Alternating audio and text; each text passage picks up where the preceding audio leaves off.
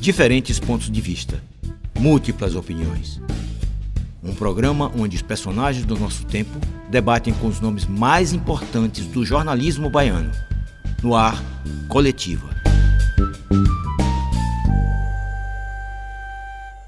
Olá, seja bem-vindo, seja bem-vinda. Esse é o programa Coletiva, o seu programa de entrevistas da TV e da Rádio Câmara Salvador.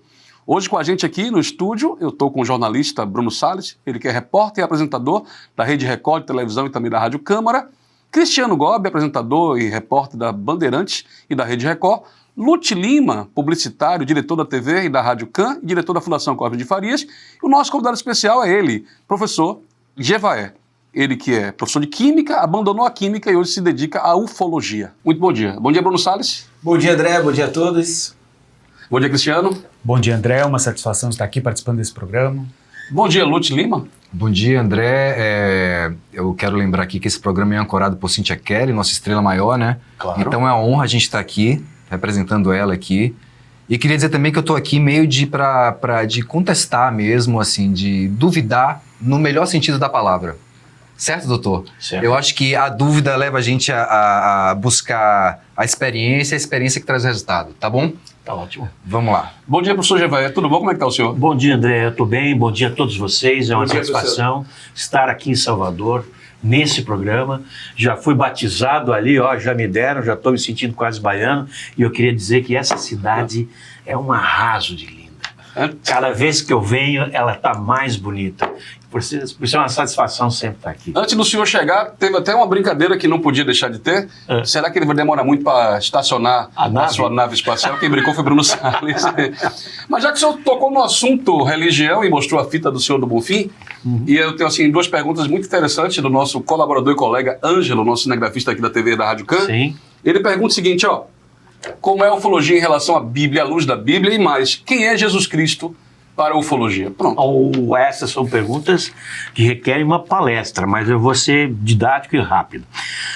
Da Bíblia, a parte do Velho Testamento é um livro de ufologia. Se você contextualizar ele da maneira certa, ou seja, se você ler o Velho Testamento com outros olhos e não com a alegoria que a igreja imprime, você vai ver avistamentos, contatos, abduções, pousos, de tudo. Está ali, o profeta Elias foi levado aos céus, ele foi abduzido. O profeta Enoque viu um objeto enorme, uma visão divina, às margens do rio Quebar. Era uma nave. E assim por diante em toda a história do Velho Testamento. E há também a menção do Messias que viria, que depois é tratado no Novo Testamento com mais propriedade. E há muitos mistérios a respeito da figura de Jesus, que já nasceu de uma concepção imaculada, né? Nós sabemos pelos relatos bíblicos que Ana, a mãe de Maria, foi preparada, e Maria foi preparada para dar à luz a Jesus. Para os ufólogos, isso tudo tem um contexto ligado à presença alienígena na Terra desde a antiguidade. Já que falamos de Jesus, me permita perguntar, tem uma passagem que ele fala assim, na casa de meu pai há muitas moradas. Essas moradas, vocês ufólogos consideram planetas onde há vida extraterrestre? Inclusive ele fala, vós sois desse mundo, eu desse mundo não sou. A casa do meu pai tem muitas moradas, o universo tem muitos planetas habitados. É evidente, esse é um fato. Nós temos só na nossa galáxia 200 bilhões de estrelas. E temos 200 bilhões de galáxias. Dessas 200 bilhões de estrelas na nossa galáxia, o Sol é uma. E tem um planeta com vida inteligente orbitando ao redor. Se isso se repetir por toda a galáxia, são 200 bilhões de planetas habitados, 200 bilhões, vezes 200 bilhões de galáxias. É muito? Vamos dividir por 10? Vamos dividir por 100? Vamos dividir por 1000, por 10 mil, por 100 mil, por 1 milhão? Ainda assim o número vai ser colossal. Ou seja, o universo está assim amplamente povoado por outras formas de vida. Algumas um pouco acima de nós, outras mais ou menos acima, outras muito acima, outras tão avançadas com as quais nós não teríamos condições de nos relacionar, de conversar, assim como também deve haver as civilizações mais atrasadas. Isso é um caso assim, bastante matemático e lógico, é uma interpretação até bem astronômica. Cristiano. Hoje há casos de espiritualistas que dizem canalizar mensagens de seres de outros planetas. Até que ponto isso pode ser tomado como verdade do ponto de vista da ufologia? Com muita cautela, porque como é esse canalizador, em que condição que ele fez essa canalização? Nós temos casos que estão na internet que são completas fraudes, alucinações, delírios de pessoas que de repente começam a falar num idioma extraterrestre, qualquer coisa assim. Não tem nenhuma comprovação. A ufologia, ela tem que investigar cada um desses casos para ver o que ela pode validar, e são muito poucos, ou o que ela ainda aguarda para poder um dia validar. Um dia nós vamos ter condições. Esses casos não fazem assim muito parte do corpo de evidências do fenômeno UFO. Nós lidamos com umas coisas mais palpáveis. Qual os critérios de validação de um fenômeno ufológico, de um avistamento, de uma abdução? Quais são os passos metodológicos, digamos assim, já que se pretende que seja um estudo, né? A ufologia é ciência pura. Para você fazer qualquer investigação de qualquer nível de contato, você precisa da ciência. Por exemplo, se há um avistamento de um UFO no céu que foi descrito por alguém, nós vamos precisar de conceitos da meteorologia, da física atmosférica, por exemplo. Se essa nave pousa no chão, ela vai provavelmente causar um dano, queima de vegetação, calcinação do solo. Então nós vamos precisar da geologia, da biologia, da geografia, da bioquímica e por aí vai. Se sai uma criatura de dentro dessa nave e tem um contato com o ser humano, aí nós vamos precisar de recursos da psicologia, da antropologia, da sociologia. Então em todos os pontos nós temos a ciência presente. Agora, é evidente que o ufólogo, ele não detém todas essas áreas do conhecimento, mas o bom ufólogo é aquele que sabe aonde ele vai buscar a ajuda para decifrar aquele caso. Então, por exemplo, eu tenho um caso de pouso, como eu acabei de citar. Eu vou atrás de um geofísico, eu vou atrás de um bioquímico, eu vou atrás de pessoas que possam analisar aquela marca queimada, aquela planta e determinar que tipo de anomalias ocorreram e se essas anomalias poderiam ter se originado de uma causa natural ou de uma causa artificial desconhecida. Por exemplo, a calcinação de areia. Em terrenos arenosos, quando há um pouso de UFO, há uma calcinação da areia que forma uma espécie de vidro. E isso só se dá a 2, 3 mil graus centígrados. Então, qual causa natural poderia provocar isso? Então, os critérios são todos científicos. Lute Lima. Professor, deixa eu pegar esse gancho aqui. Pois não. Dessa questão da investigação, da ciência, entendi muito bem o que você falou. Agora, me diga uma coisa, quais são as maiores evidências, se pudesse dar 3, 5, das maiores evidências que se tem nesse processo investigativo da existência de vida extraterrestre? Primeiro, a lógica, né? Não há nenhum cientista no planeta Terra que não reconheça a existência da pluralidade dos mundos habitados. Segundo, nós temos os registros de várias fontes de que vários desses objetos, provenientes provavelmente de muitos planetas, estejam vindo até aqui. Nós temos filmagens, nós temos detecção por radar, nós temos fotografias, nós temos testemunhos de pessoas confiáveis. Por exemplo, pilotos. Hoje nós estamos tendo uma febre, já faz 1 ano e meio que nós estamos tendo uma febre, assim, entre aspas, de declarações de pilotos, ou pelo menos relatos de pilotos de companhias aéreas que informam terem suas aeronaves perseguidas por objetos voadores não identificados. Não passa uma semana sem que eu não receba uma ocorrência desse tipo. Então, isso é algo forte. Agora, hoje não são apenas os ufólogos que falam que os discos voadores existem. O próprio governo brasileiro já reconheceu isso e em 1954... Em 1954, o coronel João Adil de Oliveira, numa reunião na Escola Superior de Guerra no Rio de Janeiro, reuniu a imprensa, reuniu os militares e declarou ter vindo dos Estados Unidos com informações que comprovam que os discos voadores existem e têm uma origem exógena à Terra.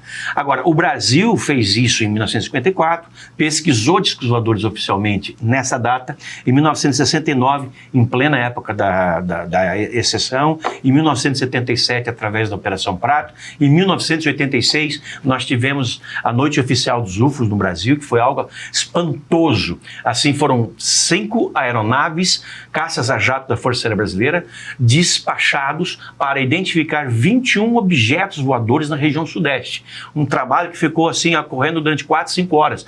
Caças perseguidos, horas sendo perseguidos, e a emissão de documentos, que hoje são públicos. Por exemplo, o governo brasileiro já liberou os militares da Força Aérea Brasileira, e estão no Arquivo Nacional em Brasília, 20 mil páginas Inclusive, em 2010, o então comandante da aeronáutica, que era o brigadeiro Junichi Saito, emitiu uma portaria GC3551, publicada no Diário Oficial da União, em que ele determina que todas as unidades da aeronáutica no Brasil, inclusive aeroportos, que tiverem casos relatados a elas de objetos voadores não identificados, que os envie ao CONDABRA, o Comando Brasileiro de Defesa Aeroespacial, para aí eles serem enviados ao Arquivo Nacional. Existe uma discussão sobre esses fatos, assim, quer dizer, vocês são contestados com esses argumentos, assim, tem gente que diz, não, com uma outra versão do que possa ter acontecido? Às vezes, mas eu acho que esses são argumentos muito fortes e praticamente incontestáveis. E que é o mais recente de todos, em 2017, um ex-agente do Pentágono, ele virou ex-agente quando ele fez isso, ele saiu revelando ao The New York Times que o Pentágono tinha um orçamento milionário de 22 milhões de dólares por ano para investigar discos voadores secretamente. E quando ele fez isso, ele revelou 3 vídeos. 3 vídeos que são autenticados pela Marinha. A Marinha, há 2 meses atrás, a Marinha dos Estados Unidos, reafirmou os vídeos, não podemos dizer que não são, eles são verídicos, são vídeos feitos de dentro de caças a jato F-18 Hornet, por pilotos experientes, com 20 mil horas de voos, os Top Guns, e eles mostram UFOs, em alguns casos, voando a 38 mil quilômetros por hora.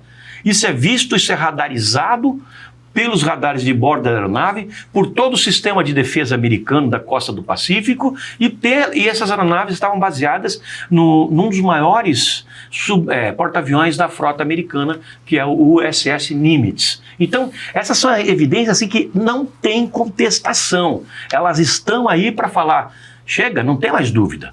Inclusive, esse agente do Pentágono, numa declaração que ele deu, que nós vamos apresentar em nossos eventos, ele diz, entre outras coisas, que a questão de como funcionam os discos voadores já não é mais uma pergunta. Nós já sabemos como eles funcionam e já estamos replicando a tecnologia em laboratório, mas em escala nanométrica.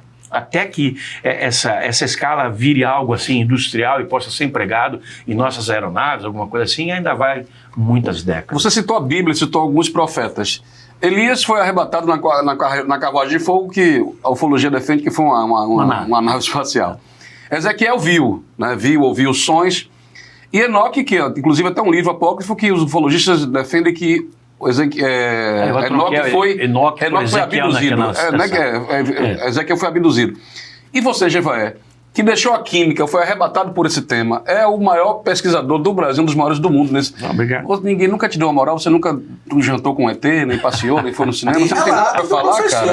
Olha, eu tive 2 avistamentos muito sérios. Um aconteceu no Pantanal, eu residia em Campo Grande, e eu estava indo com uma equipe da Rede Globo do Fantástico para fazer uma matéria numa certa localidade. E o carro que nós estávamos atolou, e a gente está tentando desatolar o carro. Era uma região seca do Pantanal, mas naquela ocasião estava encharcada.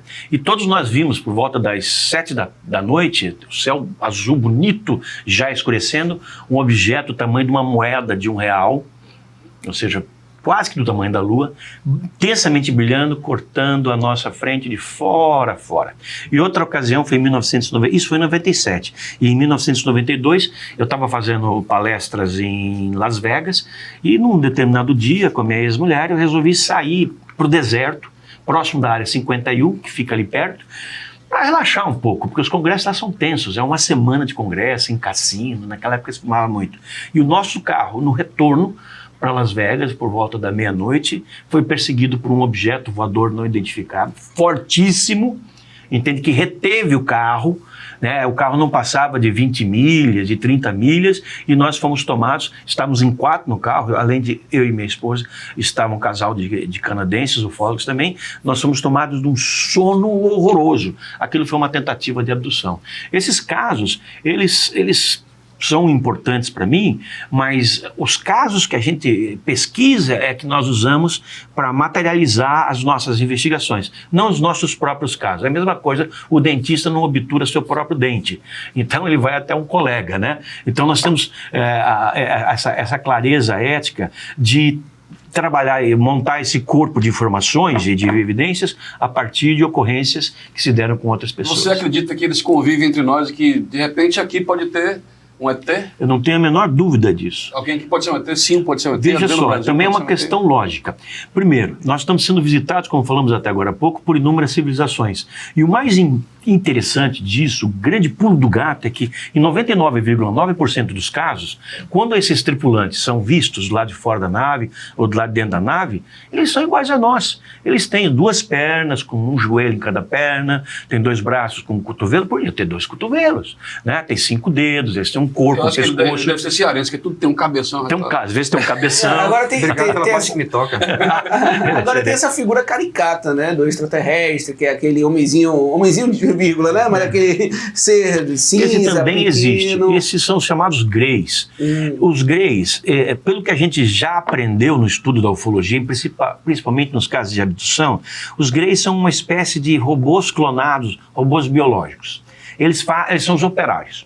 Então a nave pousa e nós vamos, os ETs falando entre eles, nós vamos sequestrar aquele fazendeiro lá, tá? De nome André, lá de Salvador. Quem que vai pegar o cara? São os greys. Quem que leva para dentro da nave? São os greys. Quem que põe em cima da maca? São os greys. Se ele vomita, quem limpa? São os greys. Se ele caga na calça, quem limpa? São os greys. Agora, quem faz os processos de abdução dentro da nave são seres iguais a nós. Carne e osso? Iguais a nós, como Carne eu descrevi. Carne e osso, iguais a nós. Então, seres como eu acabei de descrever. Agora, se eles são tão parecidos conosco assim, eles podem estar entre nós tranquilamente. Vamos fazer a pergunta reversa? Vamos pensar o seguinte, se nós tivéssemos condições de ir a um outro planeta agora, uma civilização que esteja 100 anos atrasada com relação à nossa, e essa civilização seja igual a nós vamos resistir à tentação de entrar naquela sociedade e conviver com eles, até para uma hipótese de experiência antropológica, histórica, para ver como é que aquela civilização existe, como é que ela é formada, se ela é constituída de famílias, se eles têm religiões. Então, nós somos objeto de curiosidade. O seu bate-papo com o Bruno Salles me despertou uma coisa. Tem um vídeo famoso no YouTube que um ex-ministro canadense afirma que existem aliens que trabalham para o governo americano. Até que ponto isso pode ser verdade? Eu conheço o ex-ministro, já tivemos juntos em vários congressos, é um homem de 2,10 metros de altura, o Paul Heyler. Eu acho que o Paul Heyler teve muita coragem em fazer muitas declarações, mas nesse caso ele foi infeliz. Eu não acredito que existam seres extraterrestres trabalhando em governo de país algum. Eu não acredito que tenha havido contato entre nenhum governo e seres extraterrestres, mas é claro que os governos sabem profundamente de tudo a respeito dos seres extraterrestres. Quando o senhor chegou, a gente brincou aqui com o Lute e disse assim, olha, quem tem mais aqui aspecto de ufólogo é Lute, não o senhor Lute. E aí, Lute, o que você acha em relação a isso? A aparência dos ET, daqueles que estudam? Não, eu queria saber o seguinte, o senhor fala, por exemplo, que a gente já está estudando, já está chegando próximo da mesma tecnologia que se usa para... Não, nós já sabemos, mas ainda estamos muito longe assim, de poder usar. Mas que já sabemos qual é a natureza, como é que funciona. Por exemplo, porque a gente sabe que biologicamente, o senhor deve saber mais do que eu, biologicamente, para o corpo humano, uma viagem à velocidade da luz é uma coisa impossível. Sim. Então, quer dizer, a gente já partindo desse pressuposto, a gente já entende que, com a minha humilde opinião, que seria impossível viagens entre galáxias, entre planetas, nesse sentido.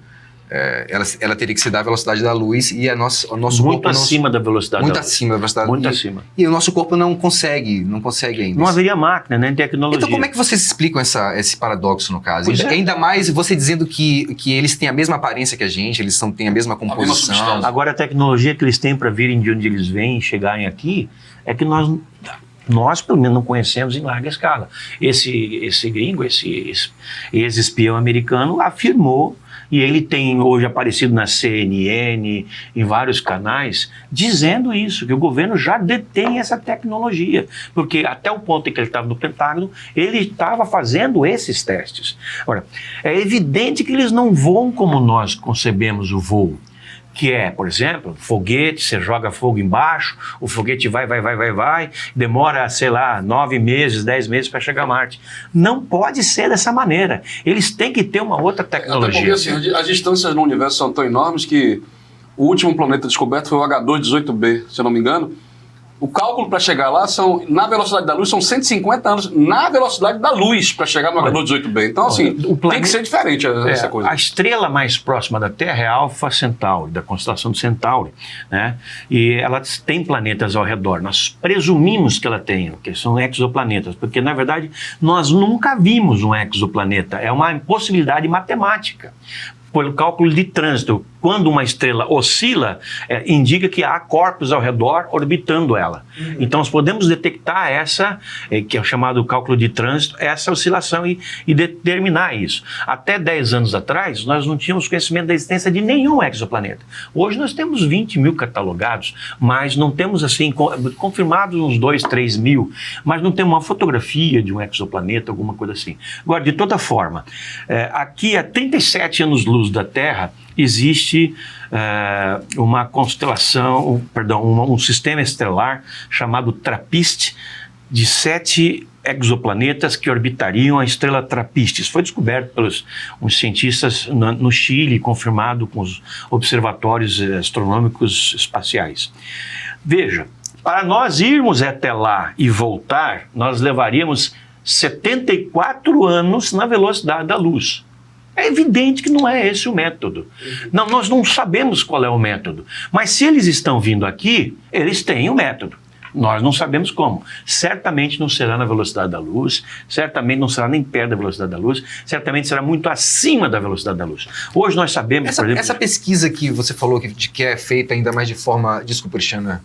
De forma nano ainda.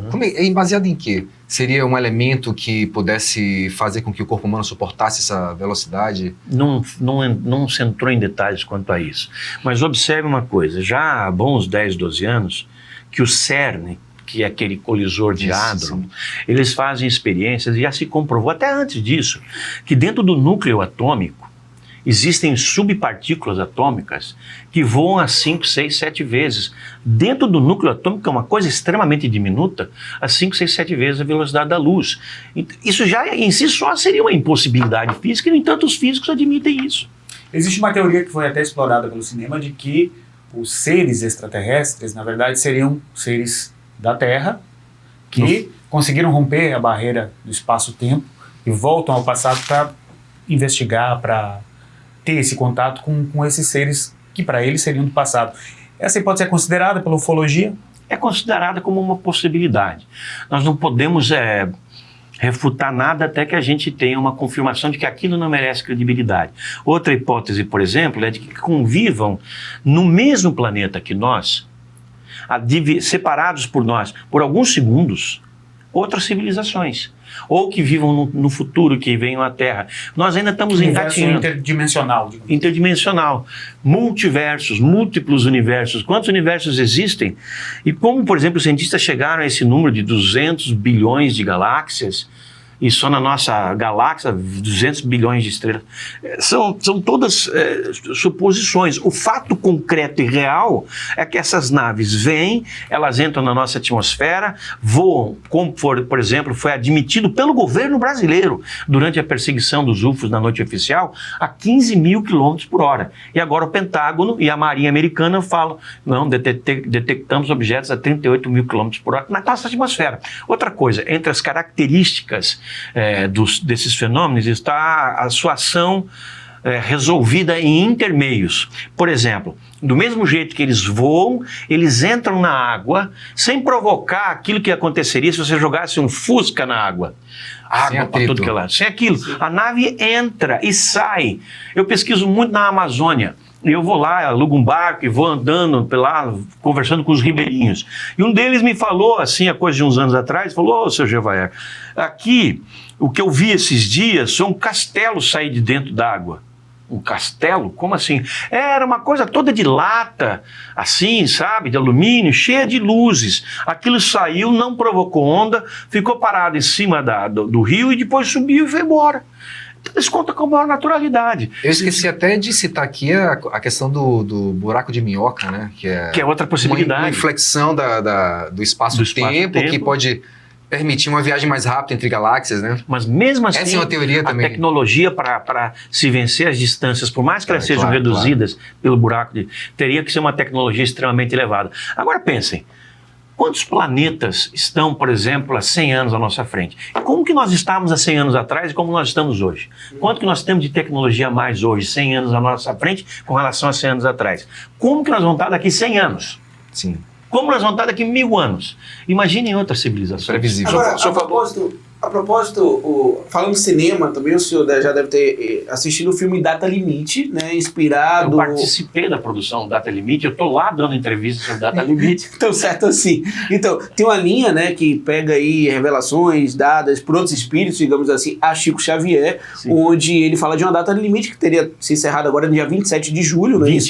20 de julho, onde a partir desse momento o homem passaria a receber ainda mais esses contatos, uma troca de tecnologias e tal. Isso coincide com esse momento que o senhor disse que os Estados Unidos se organizam para comunicar ao mundo a existência desse... Olha, eu faço essa pergunta. Por que que isso não aconteceu, por exemplo, de a Marinha admitir que esses vídeos são reais, já que eles foram feitos em 2004 e em 2015 e revelados em 2017? Por que a Marinha não admitiu isso em 2018 e admitiu agora em setembro de 2019, 2 meses depois do vencimento da data limite segundo Chico Xavier? Os caras são espíritas, deve ser por isso. Mas é uma data limite de quê, gente? A data limite é o seguinte, posso explicar rapidamente? Claro. Chico Xavier, que todo mundo sabe que foi um grande brasileiro, né, não errou nada nas suas predições, ele disse certa vez a Geraldo Lemos, Geraldinho, que teve uma visão. Nessa visão, ele observava uma reunião que acontecia numa sala ampla, uma mesa grande, com várias espécies sentadas àquela mesa, que ele entendeu que eram todos membros de uma mesma família cósmica, de diferentes planetas. Isso é bem cinema, viu? Bem cinema. Bem cinema. Mas isso ele revelou lá para os anos 60, por aí, então. E Chico Xavier, cara, Chico Xavier. Bem, aí... Ele disse que ouviu a deliberação daquela sociedade, aquele agrupamento de pessoas, porque eles discutiam a chegada do homem à Lua, em 20 de julho de 1969. Né? E a deliberação foi, vamos agora dar um prazo de 50 anos para a humanidade ser terrestre. Se ao cabo desses 50 anos a humanidade não tiver se autodestruído por meios bélicos, militares e inclusive nucleares, a humanidade teria acesso gradual, e não a partir daquela data, mas gradual a grandes informações, a grandes descobertas científicas, a grandes revelações, então aquilo que ele chamou a maravilhas. E agora nós estamos... A série de Benesses. Até porque naquela época o homem já tinha poder destrutivo, né, 80 vezes maior do que o necessário para acabar com o planeta Terra. Então, meio o da Guerra próprio Fria, né? plano cósmico lá entendeu, bom, se o homem explode a Terra, ele vai impactar todo o sistema solar. Então ele não vai matar só a si mesmo, ele vai atingir a todos. Então não interessa nem a própria personalidade que eles façam isso. A ufologia também é um assunto altamente religioso, porque 50 anos é o tempo do jubileu, né, das religiões. Mas não, mas nesse caso é uma coincidência. Super interessante o nosso tema, mas a gente vai ter que chamar um intervalo. Você que está em casa, fica acompanhando aí o nosso Coletiva. Não mude o canal. Se porventura a gente não for abduzido, a gente volta já já. Obrigado.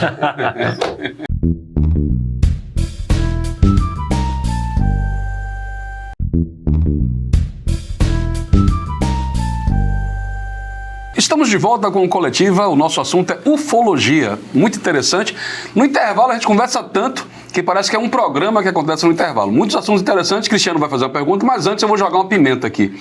O maior episódio da ufologia no Brasil, eu penso, é Varginha. Sim. Na verdade é um grande episódio, grandes testemunhos, grandes relatos, professor, mas também ficou uma coisa muito na sátira e na brincadeira. Queria que o senhor comentasse sobre esse assunto e depois, claro, Cristiano Golpe. Infelizmente, naquela ocasião, houve sátira, principalmente pelo pessoal do Caceta e Planeta. Sim. E um dia, o Bussunda pediu desculpas à ufologia brasileira por ter satirizado. Ele foi fazer um show em Varginha e ele viu qual era a realidade do caso.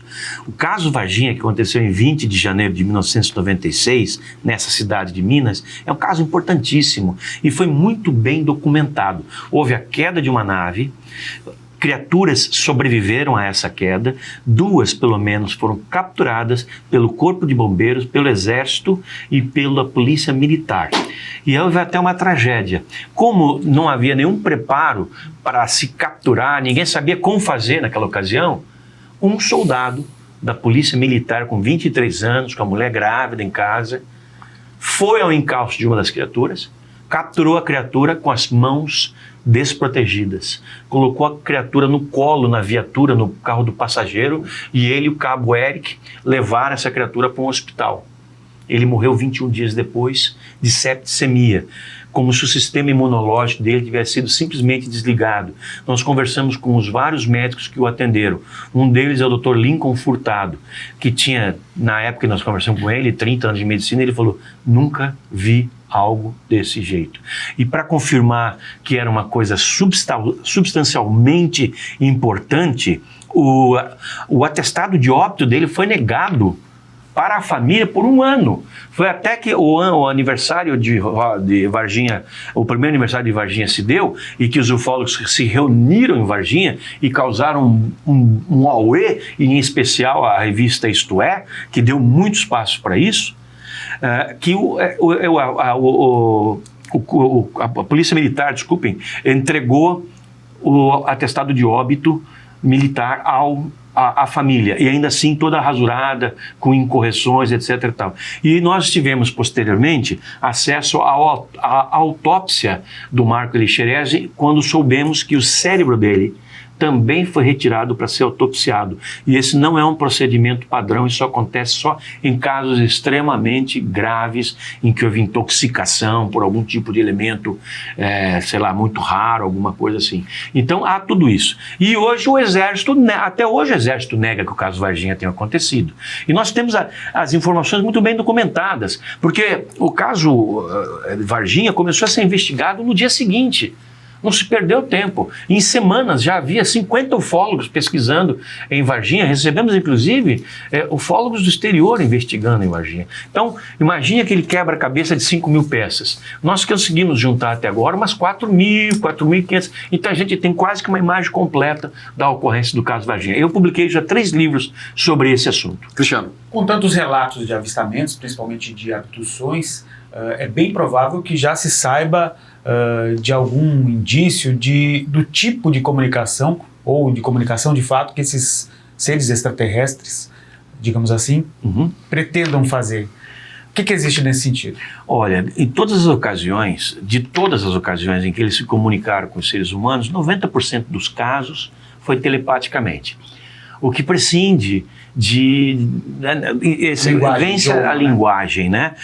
Como assim, Cristiano? Você está diante do ET, você pensa numa pergunta e você já recebe a resposta. Você só pensou na pergunta e já recebe a resposta mentalmente. Mas como é que eu estou recebendo isso? Telepático? Telepaticamente. E numa quantidade de casos, eles falaram no idioma do interlocutor.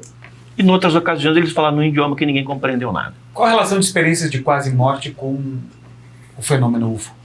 As experiências de quase morte, boa pergunta, hein? Tá afinado. As experiências de quase morte levam a pessoa a ir para um realmo, para um lugar distinto, para um mundo espiritual, e retornar. Da mesma maneira, quando há os casos de morte, em que as pessoas vão para esse mundo espiritual e lá ficam, há um encontro com essas outras entidades, espiritualmente falando. Isso acontece com quase todos nós quando nós dormimos. Quando nós dormimos, o nosso espírito se solta. Isso é uma comprovação. Projeção astral. Uma projeção astral. É pesquisada cientificamente, inclusive no Brasil. Né? Aqui em Foz do Iguaçu nós temos o Centro de Conscienciologia, que é um instituto, uma universidade que pesquisa isso. E a comprovação de que você pode treinar isto. Você pode treinar para você, por exemplo, fora do corpo astral, você até o teto da tua casa, na parte de cima, você ir até uma nuvem, você ir até uma outra cidade, um outro planeta. Semelhantemente a visão remota, que é muito praticada pelos russos. Eu faço muito isso quando eu estou dormindo. Eu sonho assim, que eu estou no Japão, eu viajo o mundo todo.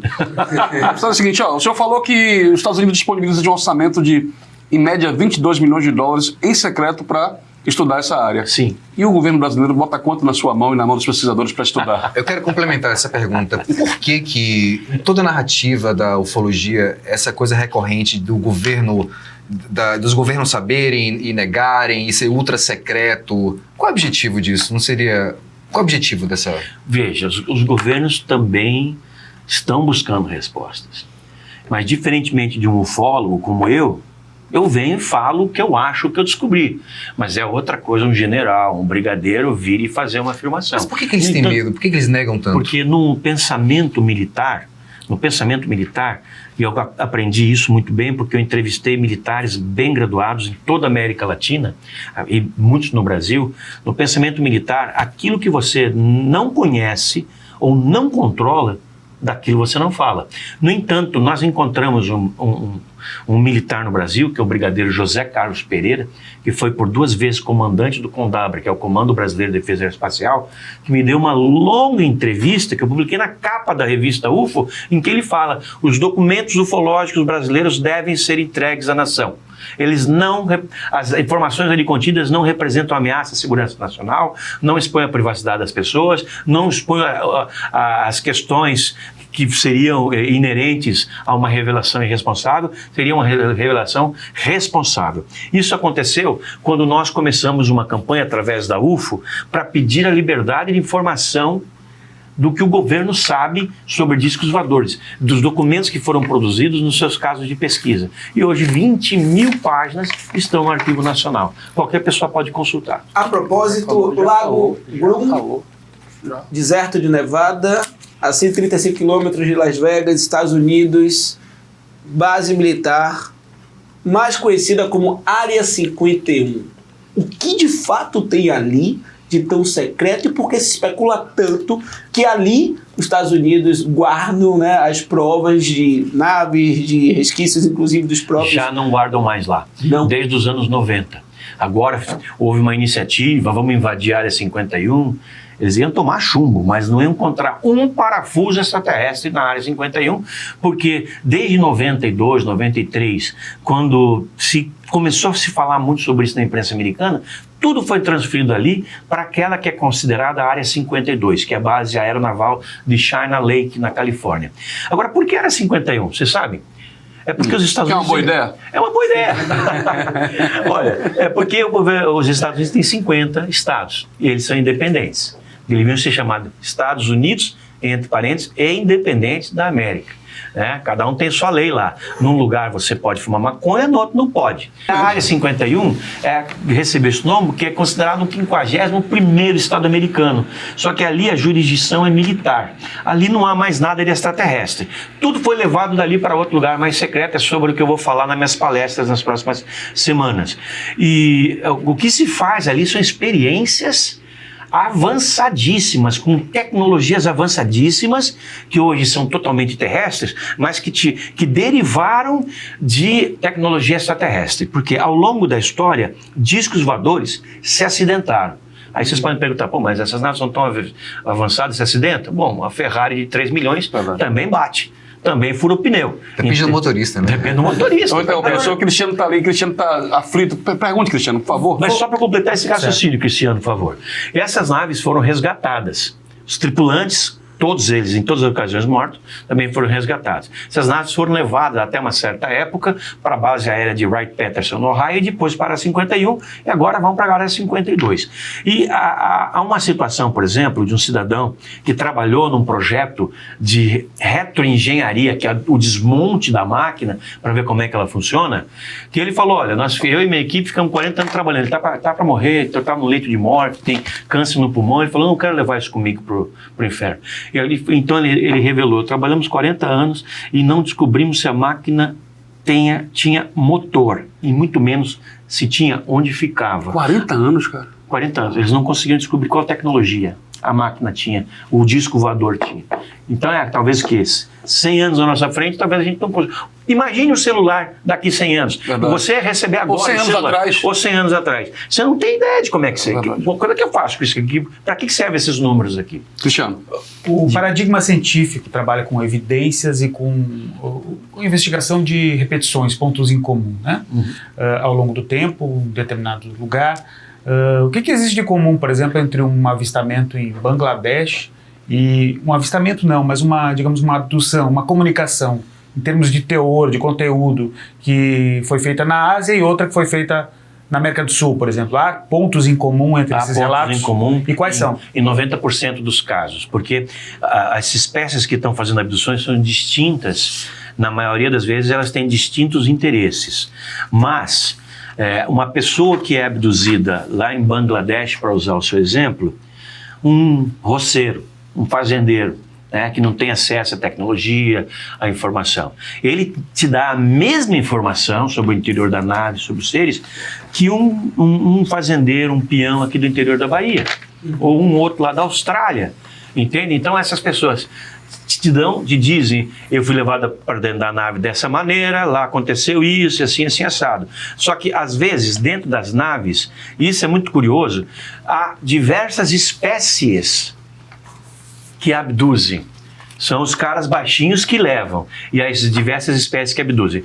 E também há um detalhe. Nós hoje sabemos que há diferenças entre abduções entre pessoas do meio da África, de uma tribo Dogon, por exemplo, e uma pessoa sofisticada de Nova York ou Tóquio. Eu sempre tive essa dúvida, por que os fenômenos acontecem sempre nos Estados Unidos? E sempre perto ali de Hollywood também, né? Eles são mais divulgados nos Estados Unidos. Sim, mas também o maior número de bobagem é publicado nos Estados Unidos. Você está assistindo o Coletivo e o tema de hoje é ufologia. Nosso convidado é professor. Ele que é professor de Química, mas que abandonou a Química. Foi professor há muito tempo. Muitos anos atrás. Era por amor à ufologia, Ademar José Jevaé, a pessoa mais indicada no Brasil para falar sobre o assunto. E olha o seguinte, acho que depois desse programa eu vou estudar mais a ufologia. Quem sabe até eu me tornarei um discípulo de Jevaé. Né? E quem sabe, né, eu vou crescer muito, evoluir e achar as respostas que eu tanto procuro. E você que está em casa? Olha, a gente tem que continuar procurando essas respostas. Hoje o movimento ufológico no Brasil está muito organizado, muito coordenado. Nós temos ocorrências aí de fenômenos que são investigados por múltiplos pesquisadores, em conjunto, pesquisadores de diversas linhas científicas. Então, hoje nós estamos num momento muito propício no Brasil, também porque devido à organização dos ufólogos, nós temos eventos muito consistentes, em que se passa uma informação muito concreta.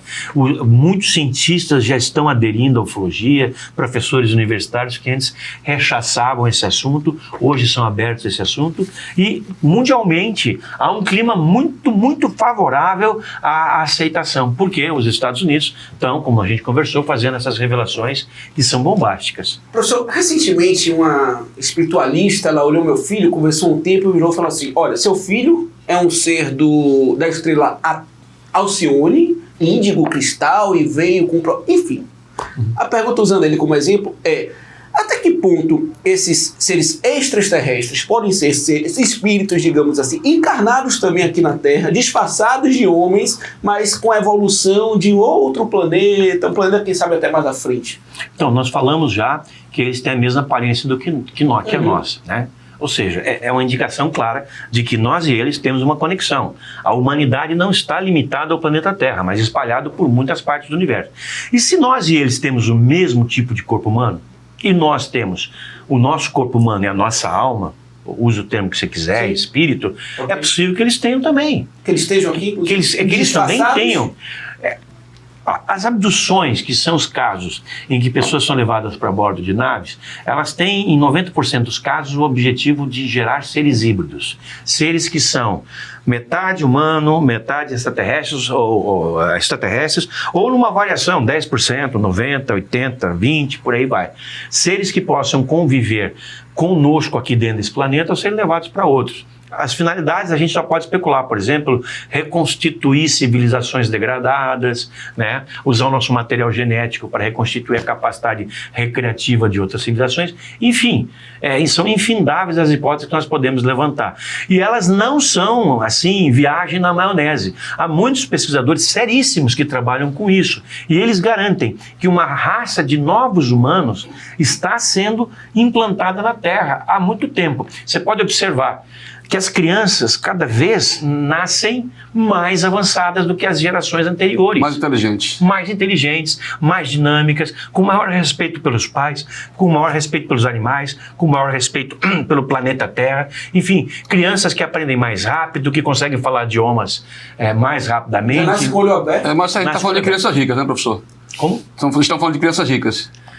Não, elas também estão cheias. Para meninas ricas.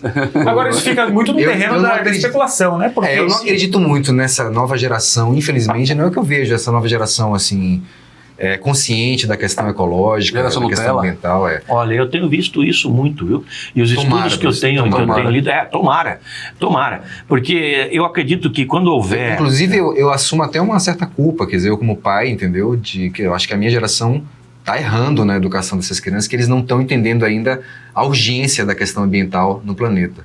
Era até sobre isso que eu queria pegar daquela resposta que o senhor estava dando, falando sobre que a questão da ufologia, o movimento está se expandindo, estão entrando cientistas, outros pensadores. Mas eu queria falar o seguinte, a gente tem aqui um planeta que está nesse momento em colapso ambiental. Total. Degradação moral Degradação completa. também, total também. Completa. Falta de consciência social total, com concentração de riqueza na mão de poucos. Quer dizer, não está muito bom o ambiente. Não está nem um pouco bom. Se a gente sobe aqui a mais de 7 mil metros, 8 mil metros de altura, já é praticamente quase que impossível de você viver aqui, né? Então, a gente está aqui nessa biosfera que a gente chama, contaminada com esse problema todo. Por que é importante a gente levar essa questão da ufologia para a sociedade? Por que você faz esse trabalho? Qual a importância disso? Você acha que a ufologia é um caminho que pode nos ajudar a resolver essa questão toda? Bom, primeiro que tem pessoas tentando ajudar a sociedade de todas as maneiras. Há médicos, há professores, há psiquiatras, todos tentando ajudar. Eu faço o meu trabalho tentando ajudar as pessoas a compreenderem que existem outras formas de vida visitando a Terra, que a Terra não é o centro do universo, não é a única civilização do universo, e que nós caminhamos gradualmente para um encontro com essas sociedades, e que todos os paradigmas acontecerão meio que simultaneamente. Haverá um impacto, sem dúvida nenhuma, e ele vai acontecer em maior e menor grau, dependendo da pessoa ter ou não preparo. A minha função como ufólogo e dos ufólogos em geral, que temos a paixão por esse assunto e pesquisamos, é ajudar a sociedade a compreender a pluralidade dos mundos habitados. Então nós não pretendemos salvar a humanidade, nada, mas dar a nossa contribuição. Você dá a sua contribuição como cineasta, você com a sua profissão? Jornalista. Como jornalista, você como jornalista, e eu sou jornalista também e dou a minha contribuição como ufólogo. A gente conversou no intervalo sobre um tema que é uma pergunta de Adriano Paternostro. Pirâmide do Egito, Moais, da Ilha de Páscoa, Stonehenge, foram os ETs que construíram? Machu Picchu. Linhas de Nazca. Eu não diria que foram os ETs que construíram. Eles foram os que ensinaram aqueles que construíram e os que cederam os equipamentos para aqueles que construíram. As pirâmides do Egito. É uma boa conversa. No Egito não há pedra, nem naquela época, nem agora. E ainda que houvesse pedras, não há meios, muito menos naquela época, de cortar as pedras de maneira simétrica. E ainda que houvesse, não haveria meio de transportá-las até o local onde foram construídas as pirâmides. Porque não tem, pela areia, você teria que rolar sobre troncos de árvore. E ainda que houvesse, como é que você ia empilhar as pedras de 100, 200, 300 toneladas e elas se encaixam tão perfeitamente que entre uma e outra não passa um papel sulfite? E mais, estudos feitos por arqueólogos descrevem que, com relação à quantidade de pedras, o seu tamanho, o seu peso, etc. e o tempo de sua construção, cada pedra teria que ser assentada a cada 2 minutos, com a precisão que nós vemos. Então, é uma impossibilidade completa. Se nós hoje, com a nossa tecnologia, se já houve pega contato, o Odebrecht aí e fala, aí Odebrecht, o Lula vai devolver $1 bilhão para vocês construírem uma pirâmide no mesmo período. Façam. Se já houve contato com essas tecnologias, por que elas não permaneceram, não foram passadas de geração em geração? Boa pergunta. Por que essas tecnologias foram temporariamente? Esses seres, é dito que eles tiveram uma interação conosco no passado, criaram as coisas que eles criaram, tiveram uma influência muito poderosa sobre os seres humanos, inclusive na geração de religiões, e por alguma razão eles partiram, prometendo voltar. E essa promessa de volta está presente em todas as religiões. Todas as religiões acreditam. O Alá vai voltar, o Messias vai voltar, Jesus vai voltar, os ETs vão voltar. Eram os deuses astronautas. Eram os deuses astronautas vão Só voltar. para a questão das pirâmides aqui, Bruninho, realmente quem conhece, eu tive a oportunidade de conhecer Machu Picchu, são monolitos enormes que você não consegue imaginar como é que aquilo foi movido sem a presença de um guindaste ou de de uma outra tecnologia desse tipo que só se vê hoje em dia. Mas existe, o senhor deve conhecer as teorias do trabalho escravo, da força de trabalho escravo. Sim, claro. Você imagina que essa Odebrecht que tivesse aqui agora a capacidade de ter um excedente de mão de obra que vai trabalhar até morrer, entendeu? Assim como Sem também se alimentar, às vezes. existe os historiadores falam do processo de lixamento dessas pedras com água e areia, né?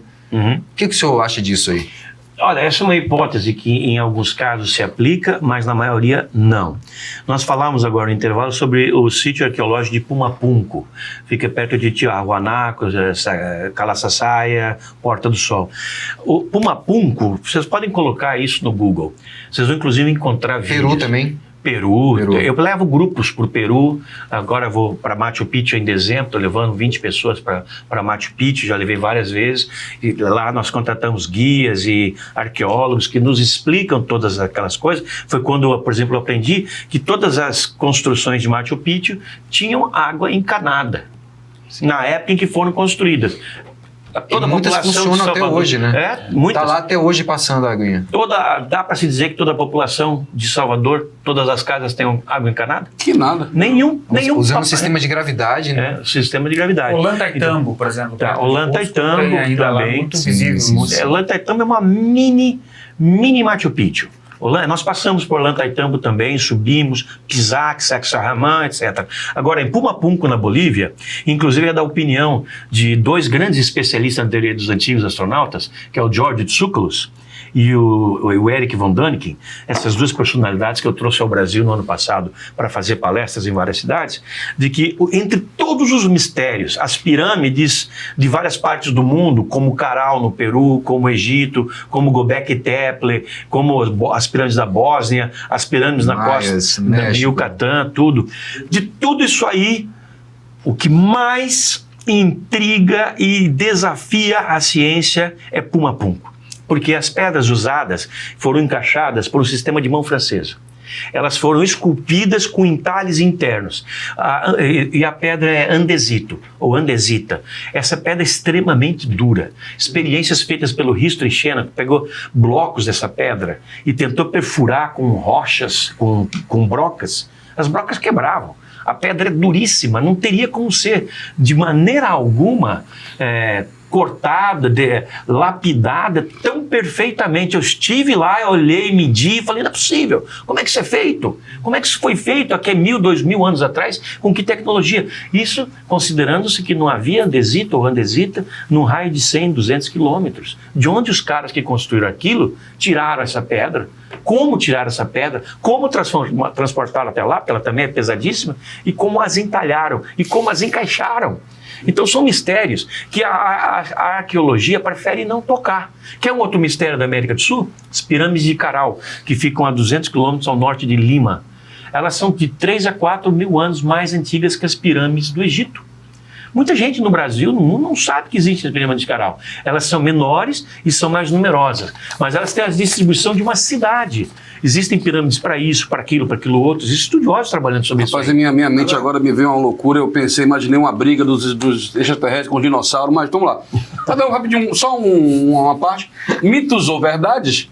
Na noite de 19 de janeiro de 96, um casal que morava a 10 quilômetros de Varginha, Minas Gerais, disse ter visto um OVNI e esfumaçando e sobrevoando o pasto. Mito ou verdade? Verdade. Esse casal chama-se Eurico e Oralina. Eles viram a queda do UFO em Varginha, a 10 quilômetros da cidade. No dia seguinte, 3 garotas garantem ter visto um ET agachado junto a um muro. Segundo elas, o alienígena tinha pele marrom, veias saltadas, olhos enormes vermelhos e o crânio grande, era cearense, com 3 protuberâncias. Verdade. Verdade. Mas antes disso, 2 criaturas foram vistas no bairro Jardim Andere, no matinho ali, no limite da cidade, provavelmente acidentadas, elas se recuperaram de alguma maneira e caminharam na direção das luzes, e por volta das 7 da manhã, era um sábado, de sexta para sábado, quando aconteceu a queda, por volta das 7 da manhã, as pessoas que passaram por ali viram aqueles bichos que pensaram, são animais, jogavam pedra, não sei o quê,